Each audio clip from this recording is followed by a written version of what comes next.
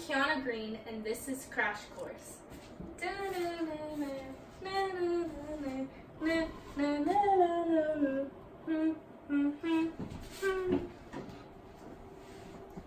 LA prides itself on being an ethnic diverse community, but soon enough, all ethnicities turned on each other. The Los Angeles Police Department was predominantly white, and they used their authority against minority civilians, specifically blacks and Latinos. The city quickly became ununified. It all began in March 1991 with Rodney King, a black male who was severely beaten by 4 white police officers with battalions after being pulled over for speeding while being intoxicated, all of which was caught on camera by a George Holliday, a bystander with a camcorder. The public was outraged by this event. Rodney King was clubbed with battalions 56 times by the officers. King was compliant with the officers. He showed no signs of resistance, but the officers still took it upon themselves to beat him ruthlessly with no extensive motive to do so. The people wanted the officers to be brought to justice for the wrongful beating of King. On March 15, 1991, the 4 officers were charged with a felony, assault, and other offensive. On March 21, 1991, officers pleaded not guilty despite their viral video. The city was outraged. They formed protests to rally for the justice for King and the conviction of the officers. On November 26, 1991, the trial moved to an all-white suburban neighborhood because the judge deemed that the case's massive publicity and the highly charged political environment it created might not allow the officers to receive a fair trial in their city.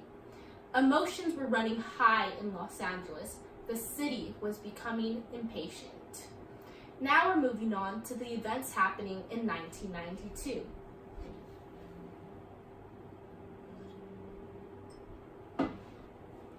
On April 29, 1992, the officers were acquitted by a jury for almost all charges. Soon after the verdict was read, the mayor, Tom Bradley, declares that the conviction was senseless. He announced the jury's verdict will never blind the world to what we saw on the videotape. The men who beat Rodney King do not deserve to wear the uniform of the LAPD. In response, there was a series of riots and civil disturbances that occurred in Los Angeles, California in April and May of 1992. Widespread looting, assault, arson, and murder occurred during the riots. The damages racked up a bill of over $1 billion. On May 1st of 1992, King makes an emotional plea for peace.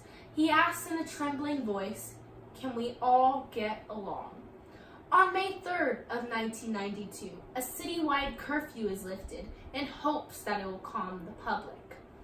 The LA riots lasted over a series of 5 days in 1992. More than 50 people died. 2,000 were injured during these violent riots. The streets of LA were filled with over 1,100 Marines, 600 Army soldiers, and 6,500 National Guard troops patrolling and looking to arrest anyone. Now for an interview with the woman who lived through the LA riots. So, Miss Newkirk Ma, how did you feel about the LA riots? I was upset because I felt there was an injustice done to Rodney King. And just the fact that it had on the city, the state as a whole, the entire community that I lived in at that time. Did you ever want to leave LA during this time? Yes, I was afraid for my own safety. Even though I wasn't threatened, but you never know once you walk outside your door what could happen. Would you be attacked just walking? Being attacked just for being a woman of color? Did the LA riots personally affect you? Yes, it did, and I'll tell you why. At that time, I had been dating my boyfriend. I was new to California. He had just moved to this country from Maryland, and we just felt threatened being an interracial couple driving around the city, so it did have an effect on us. Do you have anything else you want to share? Yes, I'll show you some pictures that I drove around and I took during this time, and you can see some of the buildings that were burned, set on fire. People were looting.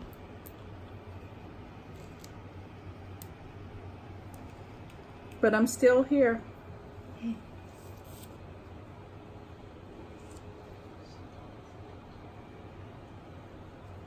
Thank you so much. Oh, you're very welcome. Anytime.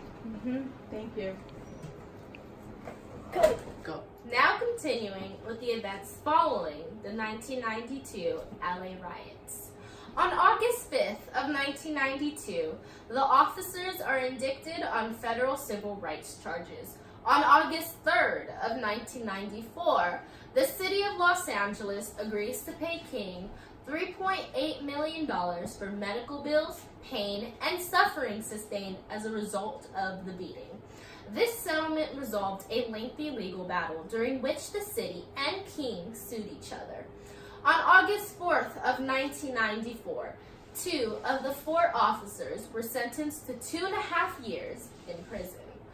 On June 17th of 2012, King releases a 20-year memoir and drowns in his backyard swimming pool at the age of 47. Now, it's time for our mystery document. Where can it be? Oh, look. Here it is.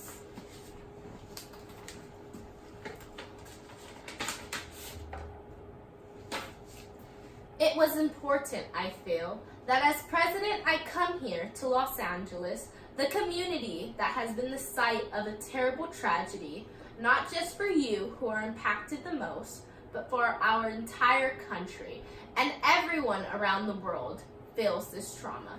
Everyone who looks to us as a model of freedom and justice.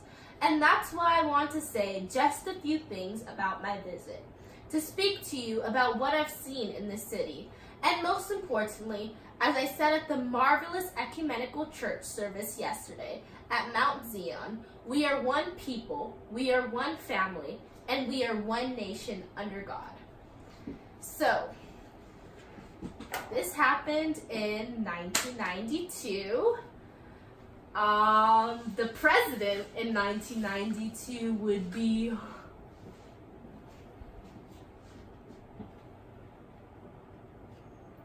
George Washington. Is not correct. Who is it? Bush. George Bush. Now time for our student question. Mrs. Green, Mrs. Green! Yes, Kiana? How did the police force change after the riots? The police force became more vigilant. However, the LAPD remained the same in some ways. Officers covered up each other's bad habits, South Central remained violent, and when disturbances in Black communities were reported, officers addressed it as an NHI, meaning no humans involved. The LAPD viewed Blacks as animals rather than humans. So to answer your question, the LAPD police force improved in some parts, but overall it worsened. There were more outbreaks of police brutality, especially on minorities. As you can see, the buildings that suffered the most amount of damage during the LA riots were in Koreatown and South Central, towns that are predominantly minority. Parts of LA that were predominantly white did not suffer as much as those who lived in other parts of LA. Those who lived in poverty were targeted the most.